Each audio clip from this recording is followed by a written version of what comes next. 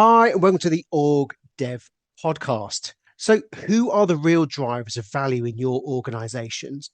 In many companies, it's just a few key teams, the software engineers, the R&D scientists, the portfolio managers, who are responsible for the lion's share of impact and growth.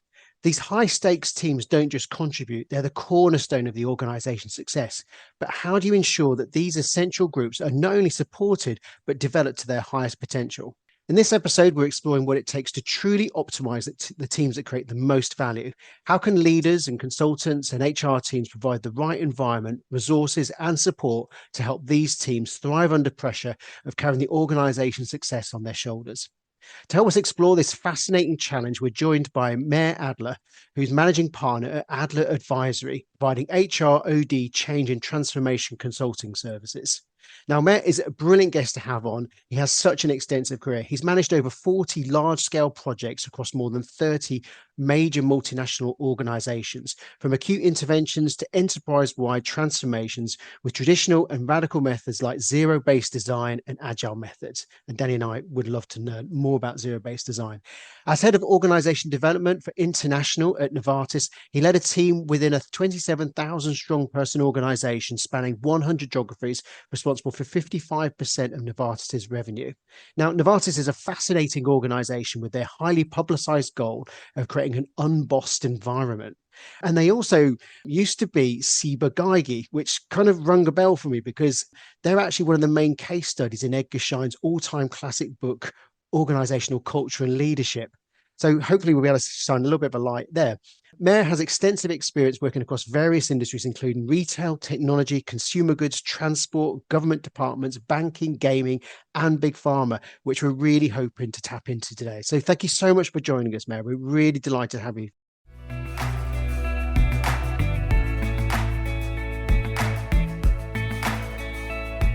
Just to kick us off, just tell us a bit about the work that you do and what your work looks like and involves.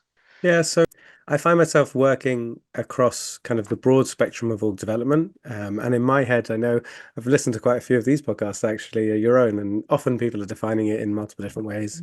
In my head, that is kind of org design and transformation, change management. So how do you move people to adopt new things, processes, technologies, ways of working, structures, leadership development, which is a critical component of organization development because leaders seem to have an exponential impact on the organization versus those they lead. Critical roles and talent in those critical roles. So you mentioned earlier, Garen, like certain teams have extra value. It's the same thing with certain roles in an organization. They are the ones that carry a lot of the risk or opportunity or own it. And so focusing on them and how they're set up, and then team effectiveness. So not an individual and not the whole system, but the unit of performance in a system that really kind of owns your most valuable aims as an organization. And how does your approach differ to kind of maybe others? I don't know if it differs. There's a lot of people doing good work out there.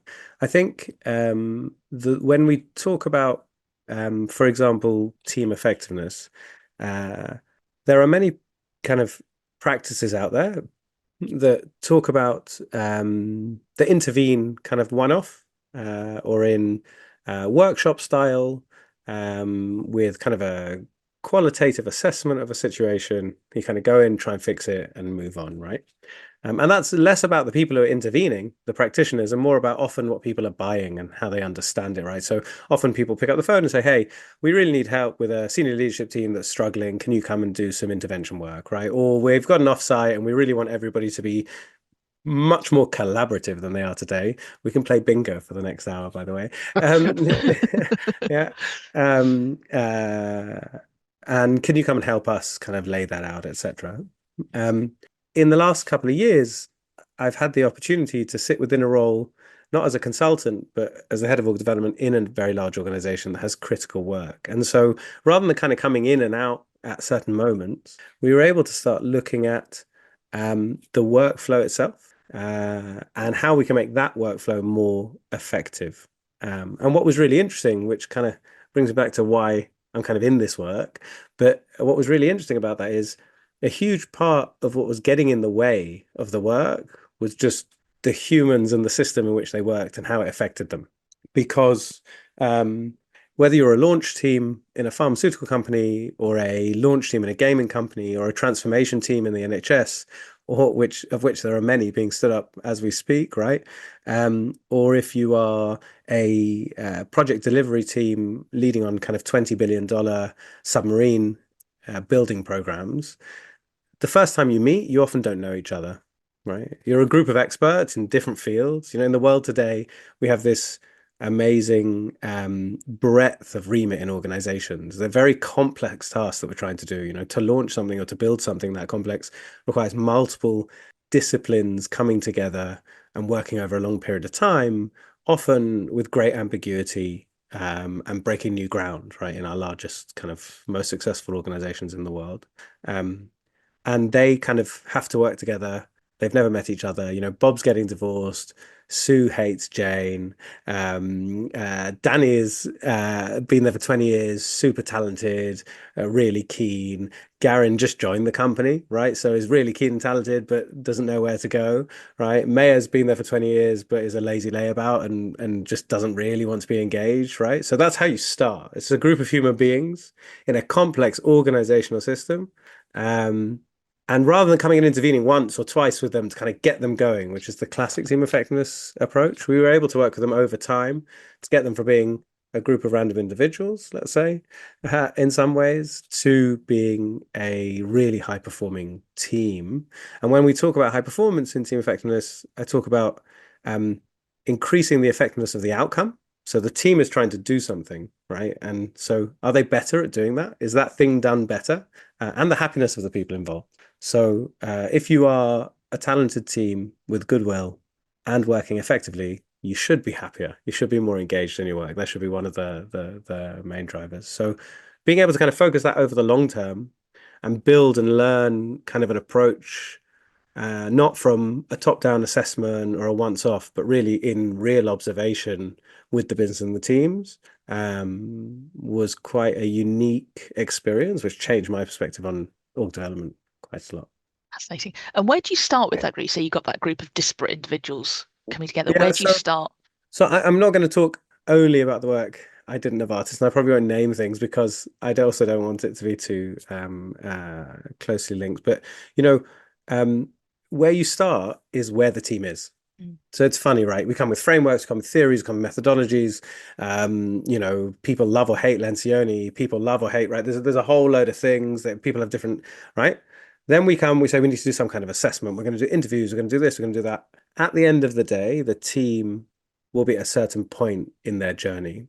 And that could be brand new and raring to go. That could be they've got a new leader. That could be they're halfway through and they're in total crisis. And depending on where they are, depends on what mood you're going to find them in, how much time and patience they have, and what they're willing to discuss, right? Because the interesting thing about staying with a team for a while is that you start to build trust with the team and psychological safety, but also with yourself as a facilitator. I always talk to people about, people say you have to bring yourself to work, we should be authentic. I know many people, and sometimes myself included, who are inauthentic and lie to themselves regularly, right? And to our partners and to our closest friends. And then we come to work in our social context where we have no stricture of worrying about my job or needing to look good from a performance perspective. We don't always bring ourselves to every context. And then at work, it's even harder. So it's not just your social self, but also with the kind of fight or flight survival mode system of, well, I need a job and I need to pay for my mortgage, right? And so in those two contexts, with teams that are often going through a lot of transformation, you kind of just have to meet them where they are. And the way we do that is we do a quantitative assessment, and that's a survey, which is a great place to start. And the way that survey works is it's based around the components that make up team effectiveness. There are some really good so Ruth Wagerman from 16 Conditions has some really great research on this, and she does this, and a team with her does this quite a lot. And on Rework site by Google, there was Project Aristotle, where Google basically looked at what makes great teams. There's a few other methodologies that work in a similar way, right? So if it's actually a great way if you're trying to use a team development, a team effectiveness consultant, or startup team effectiveness and looking for a vendor to use, a good thing to ask them is, what are the kind of components they assess and try and measure and manage through their team effectiveness interventions? Because broadly, they turn out to be the same things, which is in each of the methodologies and the research, which is, a team needs to have a shared and clear purpose. A team needs to be clear on the way it's structured and how it makes decisions. So roles and responsibilities. Amazing how many times you kind of bring a team together and everybody says, there's a one line on a PowerPoint which says, we're going to make X billion, or we're going to do this in the market. One layer down from that single line of bullet point and PowerPoint, everybody's got a different idea. Never mind the personal stuff, like I said, about Bob really just thinking about his divorce, right? But while you're in the room, all talking about what this purpose is and I'm shaping it. But even if you're all focused and all talented right there are many ambiguities and unknowns, right? So really getting clear on what we're here to do and how our work is interdependent. Ruth Magerman actually talks about, she always says, the first thing I ask a team is, are you a team? Right? So often in big organizations, we have a whole group of people who've chucked together around a task to be done, let's say. And often they're not really interdependent in their skills. They're kind of a working group. They need to update each other and make sure they land certain things within a certain time frame together. But they don't really need to work together as a team kind of day in and day out. And so, defining the team and then saying, like I said, are you clear and aligned on your shared purpose? Do you have the right constructs, roles, responsibilities, governance, decision rights? Do you have the right behaviors? Which folds into the last thing really, which is psychological safety.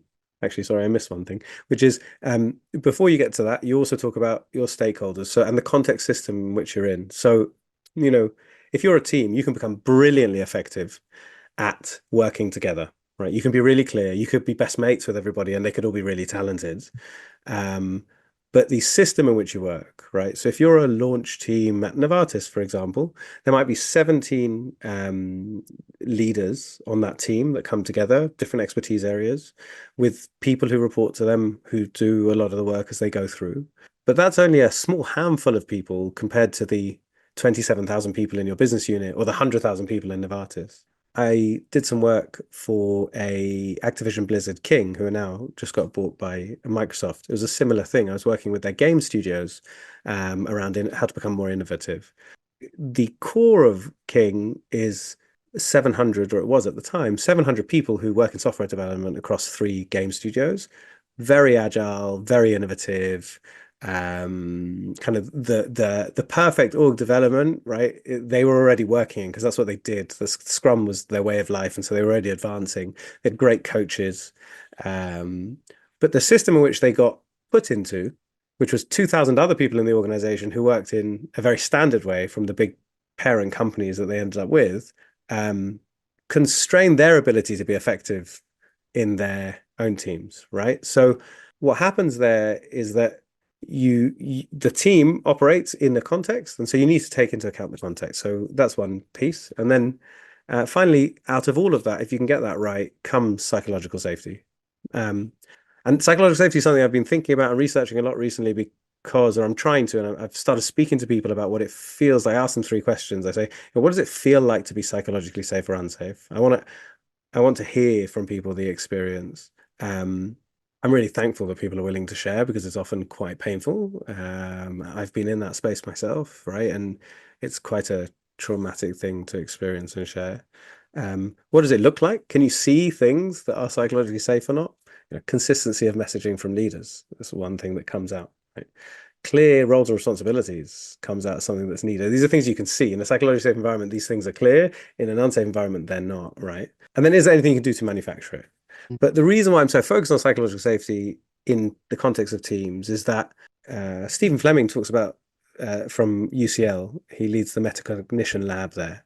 And he talks about, I've been really interested in his work recently because he basically thinks about metacognition, which is the ability to think about thinking. So how self-aware broadly are you of your thoughts and how capable you are or not, right? And what that means is he believes that similar to IQ, it can be measured, and it's a separate mechanism to cognition in our brains, which is a whole interesting space for org development and leadership development and coaching. But he talks about the research that says if two people are trying to complete a complex task, they get a better outcome than doing it on their own if the following thing is true. That, for example, if Danny and I were doing a piece of work together, I could say to Danny, hey, Danny, I think we should do this, right? I don't know for sure, and I'm like 25% confident. And I can say that in safety, and Danny can receive that safely. And then Danny can say, well, maybe that's so interesting. I think we should do Y. And I'm 60% confident. So the ability to put forward your view and the level of confidence you have in it, which we pause for a moment and think about, like, that's not a very normal thing to happen in the workplace, right? People are constantly 100% sure of something they just heard about, right? Because that's the way we've been conditioned to work. But if you're able to share in that way, you get a better outcome on a complex task together. And when I heard that, something just lit up in my brain, because that for me was a definition of psychological safety. That for me was a definition of actual collaboration. And so if you are able to do that as a team of interdependent experts who have 20 years of expertise in separate fields, if you can come together, then maybe you can do what Aristotle said, right? And the whole becomes more than the sum of its parts. And that's what everybody wants in their working life. So that's, for me, that's why I've come to kind of see this as critical. But that's the process, right? So the framework is to say, how do you, and you do an assessment, you do it, qualitative assessment looks like observation. So you sit down with the team and you literally observe them in action. You just sit in the room, watch them, and then take from that. You do interviews and you do a quantitative assessment against the areas you choose, right? That you say, this is how we're going to think about teams. So structure, purpose, stakeholder ecosystem, psychological safety. And then the reason why it's really important to measure is because you can keep measuring over the time you work with the team, because those things should get better. If they don't, then they're wasting their time and money with you, really. There's loads of things you've just talked about there that I'd love to pull on. Just apologies to anyone watching the video. The only pen that I have is Danny and I take notes as we're doing this, and the only pen that is on my desk is a fluffy star pen. So for those on you and audio, my 6-year-old daughter would love that pen. If you feel like posting it to me, let me know. If we ever open a Distinction OrgDev podcast shop, this pen it's going to be in it. So merch. Yeah. So there were three threads I just wanted to pull on there, and I'm sure Danny, you've got ones as well. So first one is just that teaming is kind of priced into forming of teams, isn't it? It's like surely everyone should know how to be on a team and how to behave. But if you are bringing a high value team together, then you often bring in subject matter experts in there that may be sort of lone wolves that work out in the organization. They've got such a niche specialization. They're kind of sort of treated as gurus, and all of a sudden they're kind of expected to be in a team and to perform at that level. Is that something that organizations sometimes get wrong? I don't think organizations get that wrong. I think the way we think about, I don't think it's the expertise thing that's necessarily the problem, right? Or the not having been in a team before. I think there are two things that matter about kind of how you form the team. It's interesting you said, like, it's assumed that kind of working in a team is, I don't know if it is natural, right? We often get thrown together in teams. You have a standing team in your organization, you have a line manager. It might take you 2 years to become, and on average a team takes about 2 years to become highly effective, to become really comfortable with those people and be able to share in the way that I described that's more valuable. Often in today's world, leadership teams and kind of static teams, because of the nature of the kind of work, the nature of the way that organizations are structured, which is not what we're talking about, but happy to talk to you about that at any point, right? It's really interesting, kind of the way we're structured from, I don't know, 1900 till now, right, stays the same. But the way that work flows in an organization has changed quite drastically. So often the team you work in is not the team you work with. So you might be in the marketing function, which is your team, but you might be working on marketing fresh grocery at Sainsbury's.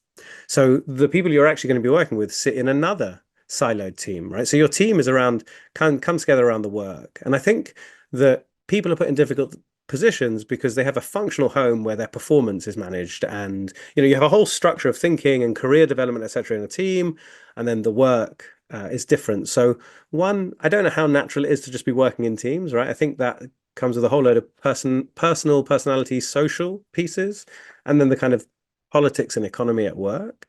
And I actually think we're quite bad at teaching people how to just exist in a team or how to work together. I think it is assumed that everybody can just do this, right? But I don't know how natural or easy it is. I'm sure some people have been on teams with me and been like, oh God, that guy does not know how to work in a team, right? Whereas I think I do. So, who knows?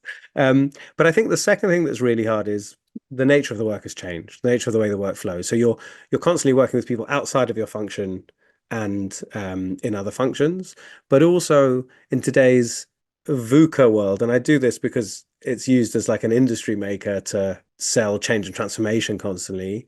We do have a lot of decisions being done and undone and people moved around. So you could be put together as part of a team, 10 new people put together, you've got a chance. And then there's a marketing transformation and a headcount cost reduction and a portfolio divestment. And so even these 10 people, just because of all the stuff that's happening in the organization, right, just constantly chopped and changed. So from a kind of socio-political safety perspective, that's very hard to keep up with. And literally just like the change in the organization is constant, right? People, deck chairs are being moved around constantly. And so it's hard to keep steady and stable against the task, which is what the team's really there to do. The head of agile coaching at King said to me, it takes 2 years for a team to become highly effective. And when you talk about highly effective in the world of coding, you're talking about, literal quality of code and volume of output over time. So you're saying within a sprint, the quality of our code used to be at 80% and now it's at 95%.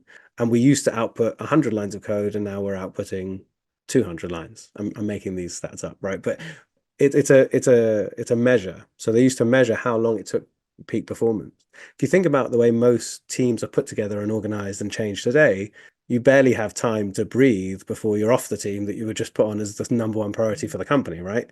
So what it probably requires is some higher level thinking, which is also how you start to contract with this work, which is, if you contract at the team level, it's very hard because there's so much in the system that affects them. If you contract at the right level, people need to understand there are certain value streams of work in a business that should be protected in some way, right? So in every business, there's very valuable work.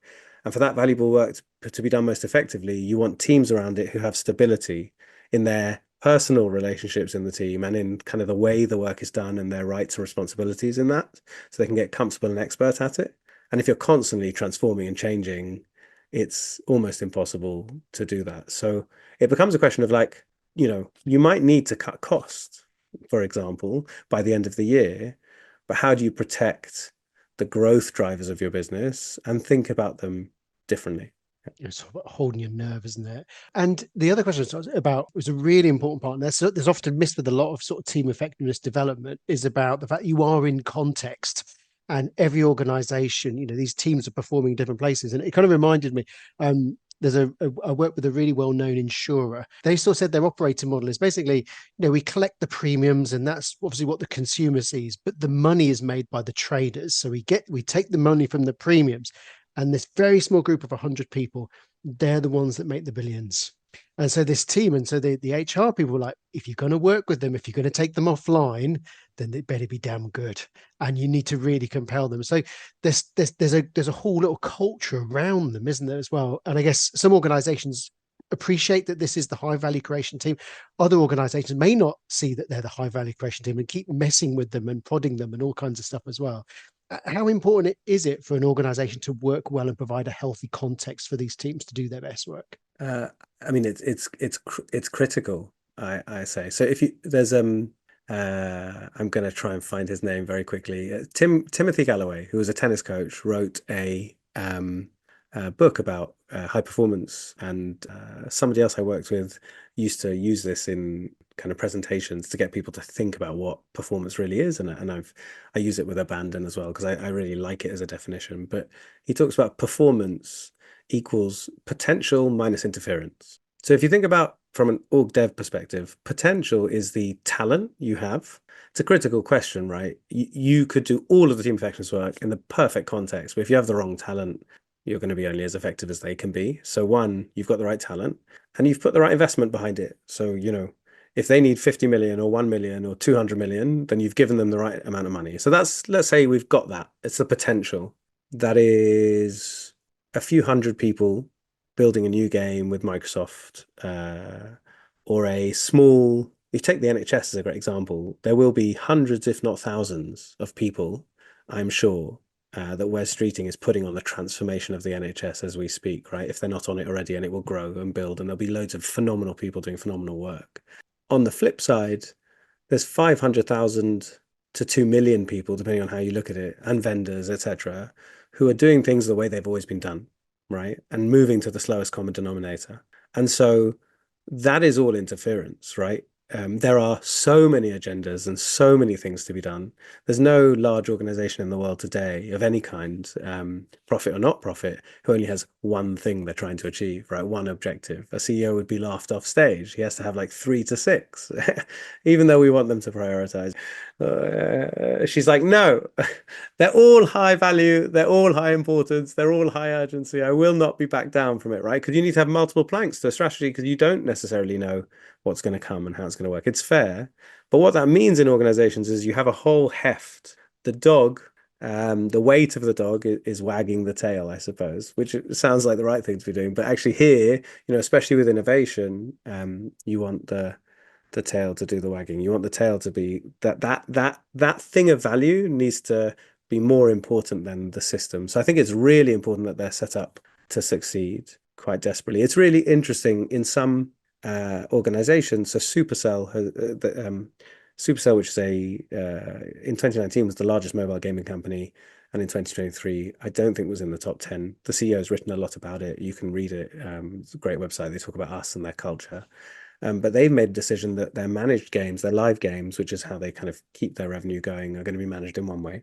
But their growth drivers, their new games, are going to be managed totally separately. So a group of people, talent, are going to be given money, which equals potential. And then to reduce the interference, they've been told, you can go do whatever you want. The rest of the company won't even talk to you. So one game team has decided to move off site. So they've gone and rented their own offices with part of their money, right? They're saying we're going to manage the whole thing here, right? Now that's an extreme way to think, but it's a totally different way of dealing with the interference problem, right? But that company is saying, we know that this behemoth of a context, right? Never mind the external context and the customers and everything else, we are getting in your way. So how do we get out of your way? I think it's harder in more regulated industries, but if you don't spend the time and money and effort focusing there and creating enough space for that team to succeed, you lose all your value, right? It's like if you have the scientists who come up with the drug first, you beat the market. If Pfizer or Roche or Novartis does, then they beat the market.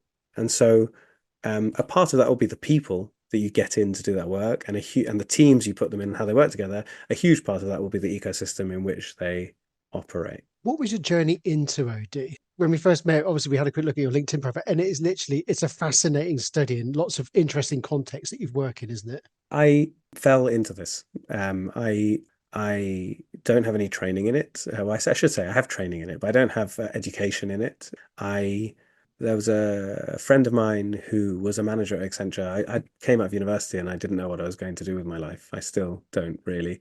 I worked for a charity teaching sex ed actually in religious schools all over the country. So in the UK, we have religious schools that are also state schools, and so they have the national curriculum, and so you have to teach them sexual health education, and the teachers in religious schools across the country are quite they don't want to do that task. So I worked for a charity that went and did that all over the Catholic schools, Muslim schools, Hindu schools, and Jewish schools around the UK. 15-year-old teenagers being taught sex ed are difficult stakeholders. Wonderful. This feels like it deserves its own episode. Yeah, everyone's poised going, and how did you do that? Yeah, there was something there that has stayed with me throughout my career, which was like you get real life observation of feedback and positivity in the moment in the room and that was always wonderfully energizing, and it stayed with me. Even in the team effectiveness work, forget the big things that we're trying to achieve for the organization. When somebody comes to you in a hallway and says, until you came in to clarify like which direction we're going in and who's making which decisions and how we're working together, I've worked for 20 years and I've never felt like had my back against the wall like this. I walked into the situation, I thought it was going to be great, and I don't understand how it turned out like this. And thank you for kind of helping me move through that process. Like that individual kind of value still feels really, it makes me happy, I suppose. It gives me value, it gives me fulfillment back.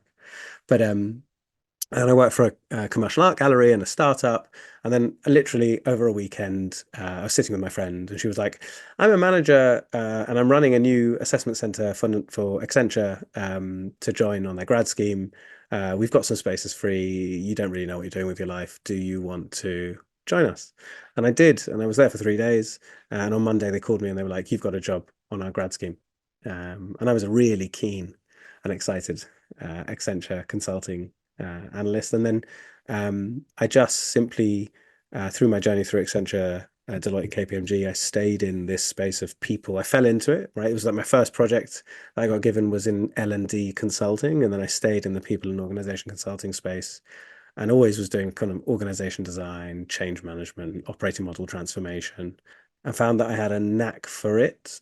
And I've always had more of a knack for the kind of solutioning and the process and the design and delivery of the work versus the politics of the work, actually, which is a really interesting thing because the politics in this work is big. And then I left KPMG and started working for myself for a while, and then Novartis offered me this job. And going in-house, I would say to anybody, if they're going to work in this space of org development, I would spend time as a consultant. If you don't have any background in it, working in the big consulting houses is a really great way to learn process consulting, right? This is how you this is how you take a client through contracting, analysis, high-level design, detailed design, delivery, right? You can learn how to do that via a kind of a contract route where you're kind of doing more of it yourself from the thinking to the end, so not in a big team.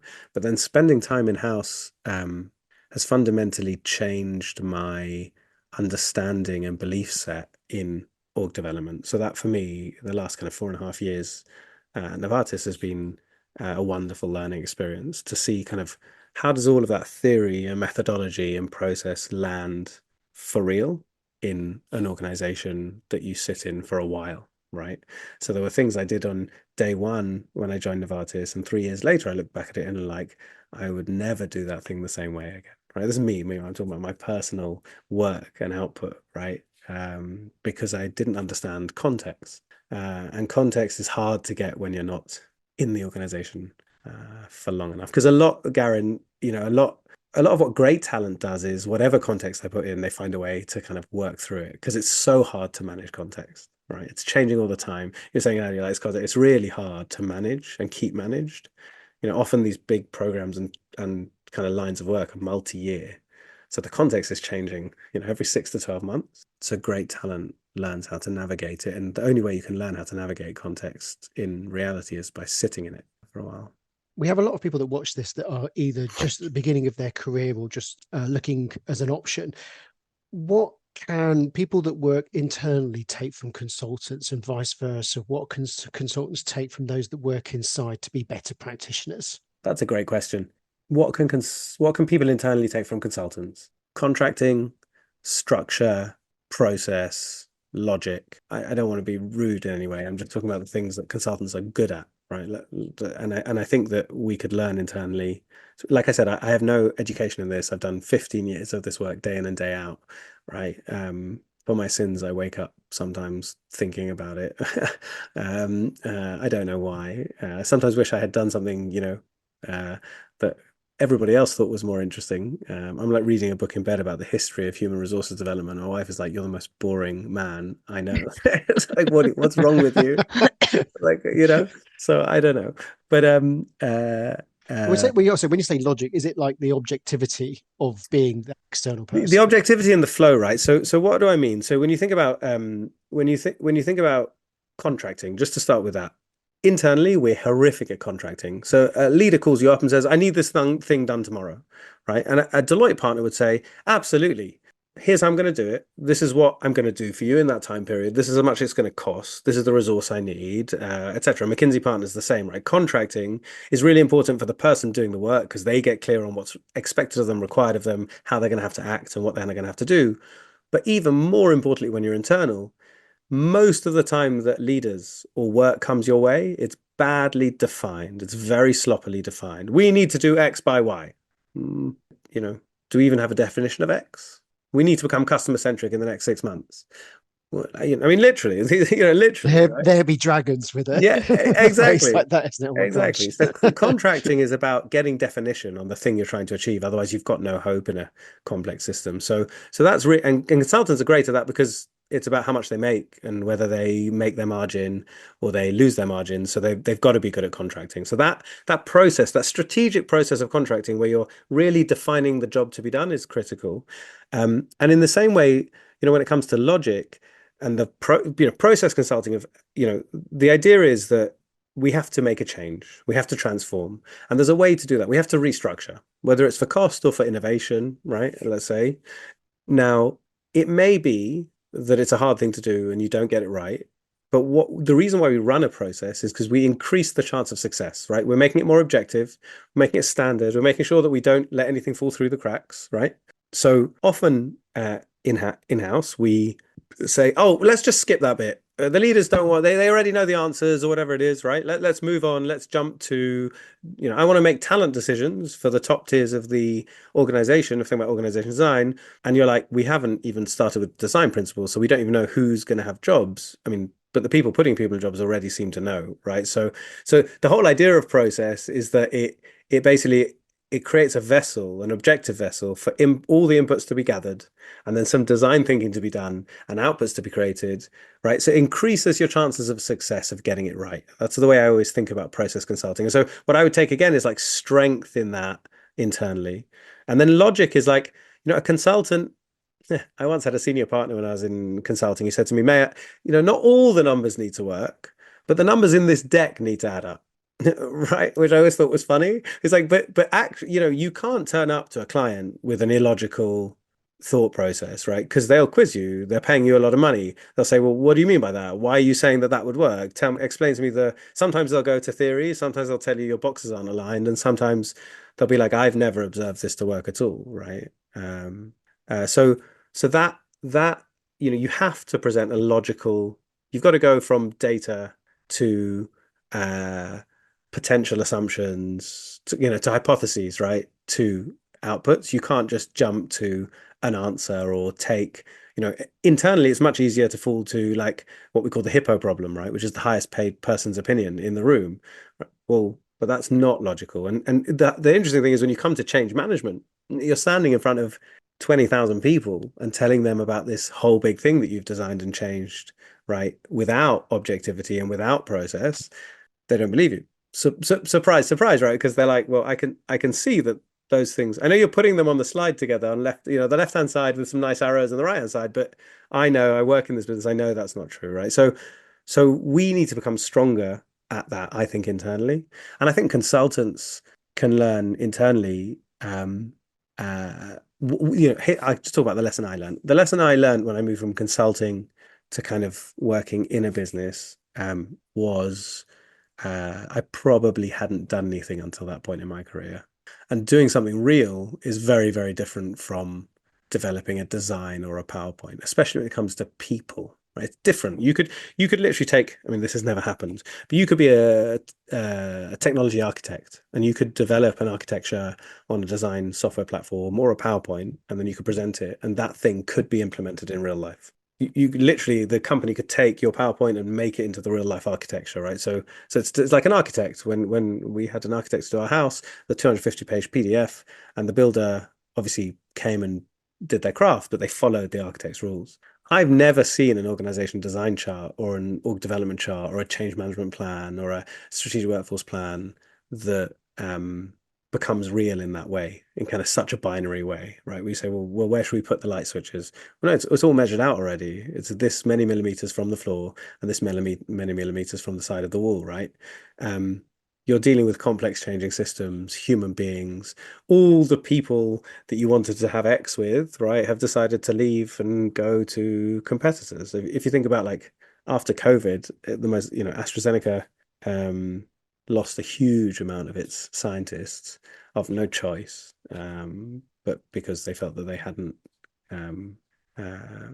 grabbed the market opportunity in the way that Pfizer did, and they were all very frustrated, right? So human beings in that system mean that you can't do just the thing that's on the paper, and it takes time, right? So you design it, and then a year later, the works councils sign it off, and it happens. And by that time, as one of my friends always used to say, birth, deaths, and marriages in organizations happen all the time. So many things have changed. So making real change in an organization looks and feels very, very different, and is much harder than it is to feel as if you're doing it in consulting. Before the call, Danny and I were discussing an article that you wrote on LinkedIn, and you've mentioned it a few times there, which is it was about a large scale change that you did, but you talked particularly about PowerPoint. And the bigger consultancies do tend to sort of use PowerPoint as a medium to sort of articulate ideas and solutions and that as well. What does that do you feel, the fact that we do have this, we've agreed between ourselves that PowerPoint is the platform that we're going to, and for all its benefits and challenges, what does that do, and how do clients actually consume PowerPoint? Language is it's very hard to communicate. It's very hard to communicate as a human being. It's very hard to communicate. There are many, many times in my life where I have wanted somebody to experience me in a certain way, or I believed I was expressing myself in a certain way, and I was experienced totally differently to the way that I was trying. So it's really hard. And the more complex and the more wide-ranging concepts and topics become, the harder it becomes to communicate. So it might not be all PowerPoint's fault, but I think that for me, the biggest problem is that people think that the thing that we do in business is we don't spend enough time and effort actually having a conversation with the right people in the room about what really matters and what doesn't. And so PowerPoint can be a great facilitative tool to get to that. But what it can't be, which is often what it is a replacement. So I've worked for many, many large organizations as a consultant and in-house. And what I see often is, and I'll tell you this, and I'll see if you smile, and if you smile, I'll take that as you've also seen it too, right? Smiling, and you haven't even said it yet. Yeah, exactly. So this team, my team or another team, right, have been working on something for 3 to 6 months. It's something that is touted as one of the most important things from a cost perspective or an effectiveness perspective or a value perspective in the organization. It'll be in a list of top 3 to 4 strategic imperatives for the CEO or the CHRO or the FD, right? So it's as important as these things get, right? They might even be talking to the public market about it. And every 3 to 6 months, they might go to a board for this piece of work, right? So a senior exec team or senior exec -1 team, etc. And in half an hour, which sometimes gets cut down to 10 minutes, they present, I don't know, design options, right, for organization, or the change management plan, or kind of talent and leadership development gaps and issues or aims, right? So pick your choice of things in org development. And because in theory the PowerPoint is perfect and all the work is done, and you're either all in green or whatever it is on your RAG status, no real conversation is had at all at that moment at which, and if you're not having that conversation, what are you actually doing? I had this weird realization at one point, which is like, it's a funny old thing when we talk about talent and making them able to work. So imagine Gavin and Danny, I hire you, right, to do your job. And the reason why I hire you is because I think you're wonderful, lovely people. I've seen your work. I think it's great. And you kind of come to me with ideas and expertise that I'd never thought about. So you're far advanced from me. And this is a common thing that happens in large organizations, right? Execs are hiring people who are more wonderful and competent themselves, right? Everybody should have such a problem. Yeah. And then you go off for 3 to 6 months and you do your design, your work, and you come back and you say, well, the way we can solve the problem of how we digitalize our customer interactions for the next 10 years versus what we've been doing for the last 20 years is we can either go the route of A, B, and C. I prefer B. You're in a governance board, you can get money signed off. I prefer, B. At which point, a group of people who've not been involved in their work at all, maybe somebody's just joined for finance for the last 5 minutes of the call, starts to challenge you, right, and says, well, I don't know, right? So you're in this governance board, you're having this conversation, the two of you who are the experts, and you have the goodwill, and you're saying this is what's going to work, right? If that governance board chooses differently to what you prefer, then isn't that a problem of talent as in we don't trust your choices, or like an arbitrary choice. It's a very odd thing to me that we have these things in place where you kind of go along, you present a very small slice of information, and choices are made by people who aren't close to that choice set at all. And I think that's the problem, right, of PowerPoint. That's the problem of like, we live in a world where we're not spending enough time really focusing on the problem at hand and discussing it. That might be because we don't have enough time or it's not important. A lot of the time it's because we don't care or it's very uncomfortable, right? And when we don't care, it's really sad to me. It makes me sad and frustrated that people kind of are willing to waste and don't care about things that at the end of the day affect people's lives, right? Well, at the end of this transformation, some people might lose their jobs or not. So we should care. We should give it the time, or they're uncomfortable. And if they're uncomfortable, the really interesting thing is that's then going to factor in on your work because that discomfort is coming from something that you need to address. But it's very hard to do in large organizations. So I think that for me it's less about the modicum of expression, I suppose, like such as PowerPoint, but more the kind of, well, it's done in a PowerPoint and it's all green, so let's just like, or whatever, like it's all red, so let's take it offline. Actually, what happens is if it's green, then you don't talk about it, and if it's red, you don't talk about it because nobody wants to talk about it. So you take it offline, and we'll sort it out, and we'll come back in 2 months, right? But the thing When it you is green. actually, yeah, exactly. The thing you need to do is stop and discuss, because if we all share what we think with the level of confidence, we can do better. But that requires people to stop and have a real conversation where they help each other out. Yeah. Generally, what we find is those things that are green are watermelons, green on the outside and red on the inside. There's a huge that whole structure of governance and RAG statuses and PowerPoint. It's a real invitation, isn't it, to people to oversimplify what they're doing and you just make it look lovely and straightforward. So it doesn't invite nuance and discussion. A lot of these processes in large organizations come from risk management procedures, and they're required either for quality assurance, in pharmaceuticals, for example, like quality assurance and ethical risk is a big deal. It needs to be managed very carefully all the way through.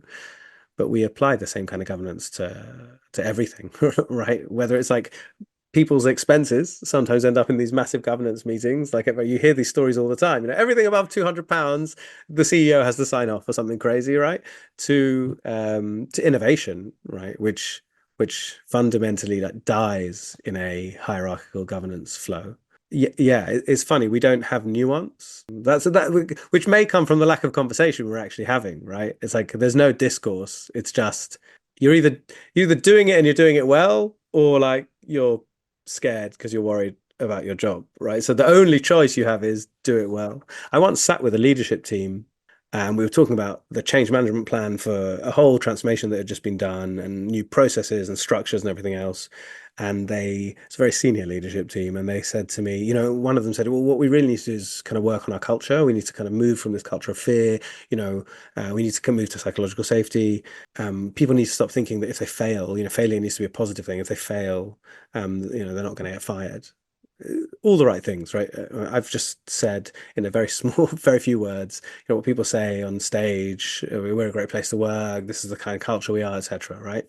So I said to them, well, the first thing you need to do is, if somebody fails, you mustn't fire them. And everybody just kind of giggled because they weren't willing to make that choice, right? So there's a lot of presentationism. It's not presenteeism, right? It's not about you being there, but it's presentationism. And I think the thing that I carry away from that is just sadness that, many people are turning up to work wanting to do their best job and have some fulfillment in these hours between when they're sleeping and with their family and friends. But it makes it hard, right? PowerPoint is almost like a symptom, right? If you talk about Jeff Bezos and what he did with PowerPoint, he's literally forcing people to do what I'm talking about. He's saying, no PowerPoint. You have to write it down in a Word document. We get to a meeting and the first proportion of the meeting is dedicated to silent reading of the Word document. So in the first 10, 15, 30 minutes of this meeting, we all have the same knowledge from the white paper, and now we can have a real discussion.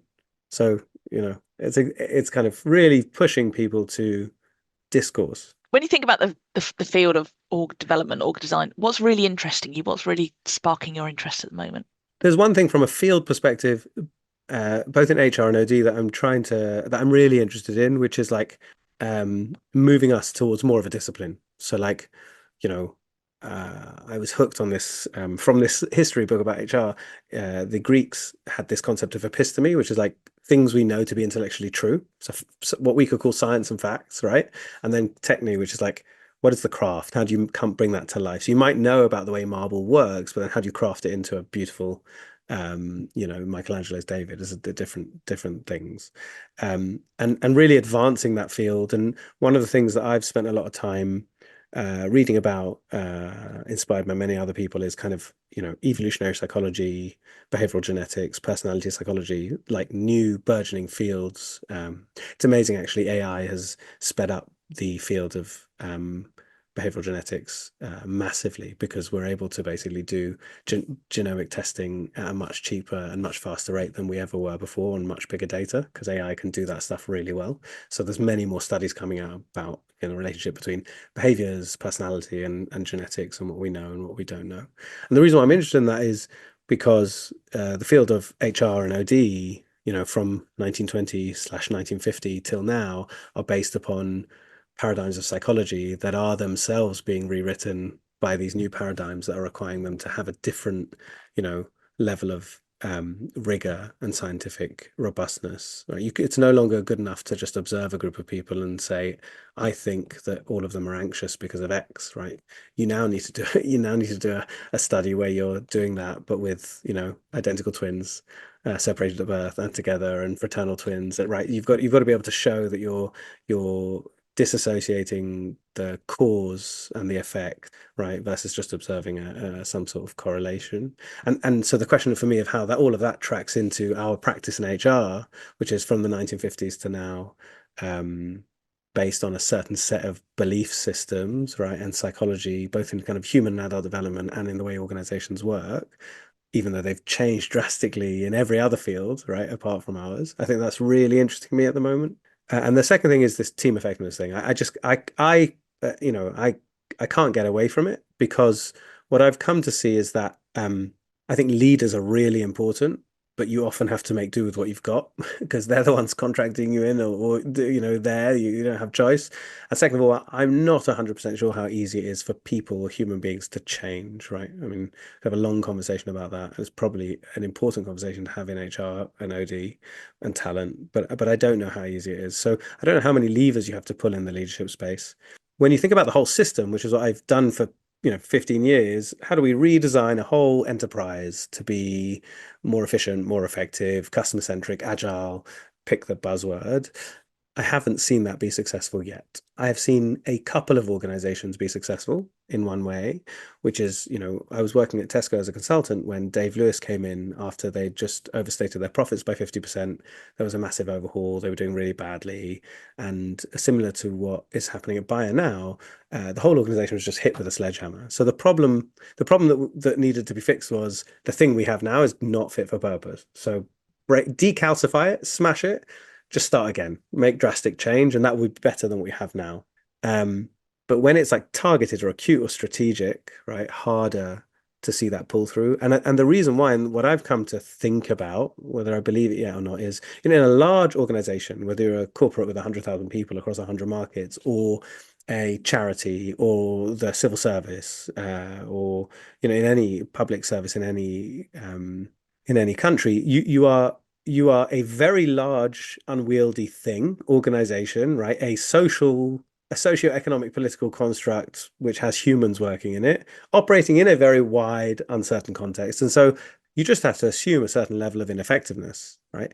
One of the things that I find hardest in this whole world we work in is how people are totally willing to moan about or see the complexity in which they work, but they want the solution on one single page of PowerPoint, right? And I've never something that is a complex problem probably should have a complex solution. I don't know why you would think anything else, right? And so, and I think that, organizing a whole system in an organization to do a certain thing in a certain way is a pipe dream and not possible. I think large organizations live with a certain amount of ineffectiveness, right? For me, it's like margin over, it's margin, it's overhead. Buildings, manufacturing sites cost you a certain amount of money, same as getting all this work done.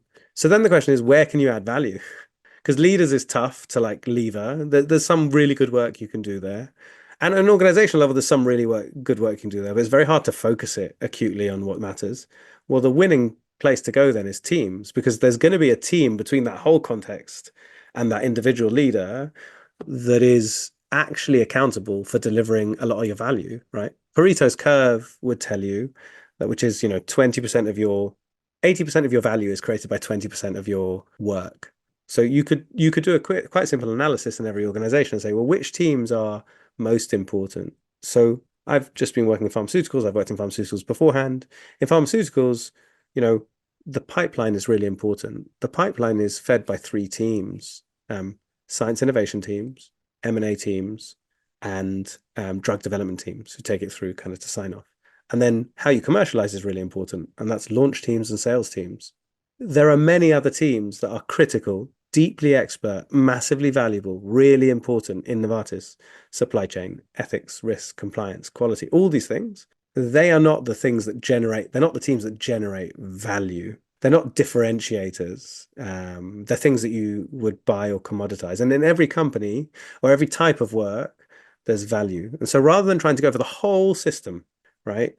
And by the way, I say that I very flippantly. I'm sure there are many things that each of these teams do that could be argued is critical, right? If you think about IT and AI today and how it's going to be used in, right, there's loads of things that could be critical value. You just got to choose, right? Because you can't do everything. So in that whole context, finding those teams and making them effective at delivering that 80% of value feels to me the thing to do, because it also feels like the only thing we can actually get on top of. And I've had the privilege to observe is that if you facilitate a team over time in the right way, the work they do can get better and faster, and they can become happier. And so if you're already focused on the most valuable work in your business, everyone's winning, right? The employer's winning, the employee's winning, the work's winning, the customer and the patient's winning, right? Whatever's happening, you're going faster and you're doing it better, which I've never seen such a direct correlation in the other work we do in org development, or causation line from in my own personal experience, from work we do to value. If you look back at your career, what would you say was the one biggest lesson you've learned? One has to become really aware of and okay with who they are and how they turn up and how that affects the work they do.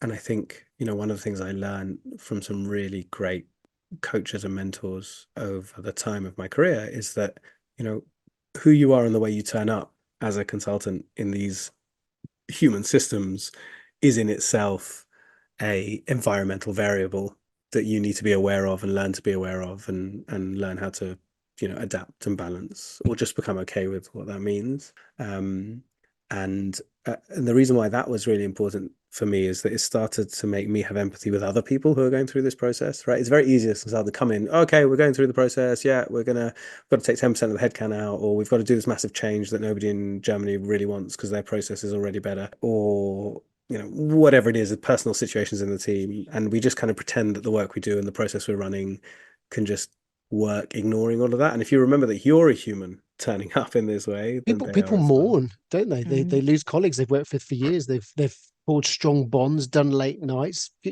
all sorts of things. And often it's like it's on to the next thing, isn't it? And that space is really important to allow people to process these things. Something I think it's really important. I think in large organizations, I hope this isn't, when people are listening to this, I hope this isn't their lived experience. But in many large organizations today, you can't go 24 months without your job being at possible risk, right? You could be senior, junior, but there's a marketing transformation, and then a portfolio divestment, and then geographic reduction or expansion, and then we do a big merger, and then the CFO comes out and says, oh, I need 20% headcount cost reduction across the whole piece, right? And so not only are you operating as humans, right? And in this process of human emotion, you're also operating in context often where, fight or flight is the name of the game. And so being aware of yourself and others. And by the way, I say it's my biggest learning. It's probably my biggest learning in terms of what I know. It's the thing that I'm so bad at it. It's a really hard thing to keep front of mind and center, right? So I think that for me is my journey as well, is to become better at seeing myself and others in their human context of this work. hopefully having enough time to do that even, right? Is there a resource or a book or more than one book that you'd recommend others read? Yeah, we so love a book reference. We do love a book Yeah, reference. and these whatever you recommend, we will put in the show notes as well. okay, amazing. The two sites that I like, one's Rework by Google. So they've just relaunched it. It was Japanese only for a while. They've just relaunched it. They've got amazing research. It's all open source. Team effectiveness, leadership, training and development. There's literally guides, tools. You could read through their team effectiveness page and do team effectiveness yourself, right? I mean, the difference would be practice versus knowledge. I mean, it's really, really amazing what they've kind of done in open source across many things. And then MIT sponsor a Big Five personality test, which I find really interesting. You can take it for yourself. You can then also compare yourself to other people who've taken it. Personality is a measure like IQ that seems to track the real world outcomes and is about yourself, and it stays static over your lifetime. And it's interesting to observe yourself from that perspective, right? Who am I, how do I turn up? And sometimes even I've done it with my friends and my wife, for example, and it's really interesting to see where you diverge and converge and what that means. You can talk about how that appears. I really find that interesting. A great way to kind of become self-aware. And then there's a book called Personality by Daniel Nettle, which I think is really good about human beings, and Blueprint by Robert Plomin, which is about behavioral genetics. And then there's a book called The Blank Slate by Steven Pinker, which is about kind of some of the mythologies about humans and psychology, etc. And then for me, from an org development, only because I think to do org development really well, you have to have a wide-ranging understanding of business, context, and a whole set of human concepts and context, right? And then the process and practice of doing this type of work. But reinventing organizations for me, there's loads of books out there that are good at taking you through the process, like Naomi Stanford, for example. If you want to learn about org design, change management, there's loads of things where they take you through the process or methodology. Reinventing organizations, I loved. I'm sure you guys know about it, but Frederick Laloux simply sat in observation, and he said, whether you like it or not, here are companies that work in a totally different way. This is true. Some of those companies no longer exist. Some of them don't work that way anymore. But at the time, right, he was able to capture in a really articulate way. There's also a 2-hour talk from him where he just basically talks through all of his findings. But I think it's a wonderful way to try and help you expand, or help one expand perspective on what this whole thing's about. Not that everybody needs to go to that model, but more sometimes when you're in something, it's hard to see the wood for the trees, right? So he's just saying, hey, there are some people living in totally different forests. They don't, so there's a guy over here living in a jungle, right? So why don't you just? He helps us experience that. What advice would you give to someone who's starting out now? Obviously, you have a particularly privileged position because you've been in both worlds and you've sort of seen how to begin. So, what advice would you pass on? I think you need to go in with your eyes open.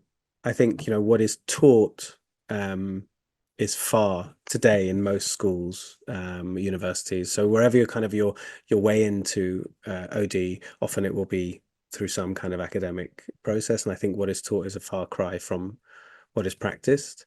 And I think you have to think about what kind of job you want to do, right? Because in org development, you're not a decision maker.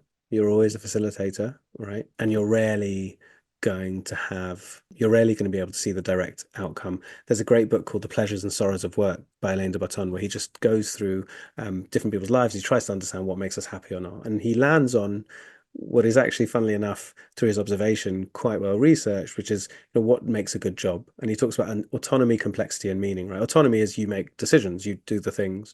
Complexity is a funny one because it's an ever-moving target. Something that's complex on day one is not complex on day 90, right, necessarily. And meaning is not, I'm saving the world, but I see the output of my work. I used to direct a lot of theatre at university, like 60 hours in the theatre instead of doing my studies. And opening night, after 6 weeks of intense prep, there's nothing in the world, whether it's a flop or a hit, there's nothing in the world that feels like that, because you see the thing that you've literally never seen come to life for the first time, right? So seeing the meaning of your work. I think in OD, we have a lot of complexity.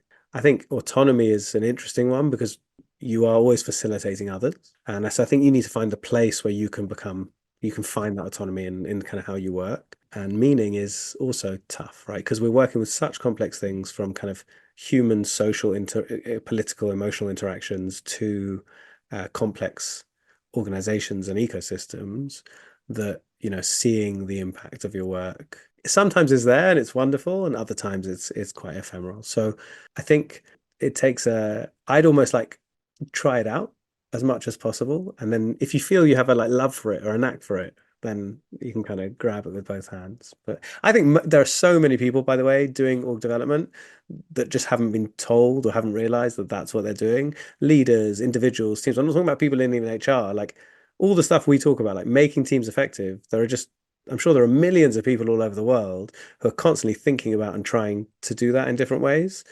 So yeah, it's like a very natural thing to do, right? We want to kind of make our lives better and make the system we work in better and be more fulfilled and have greater impact on the world. Like it's kind of cool that human beings seem to have a desire to go and do that. And so OD's like the thing that excites me about it is you have an opportunity to help others to do that. Well, thank you so much, Meir. It's been a really great conversation. You've brought like a real refreshing honesty and humility to the conversation, but also a real kind of sort of deep insight into corporate life and what it is actually like, and what it is to, create change in these organizations, what the landscape's like as well. There's loads of takeaways from it. But Danny, what are you taking away from the conversation today?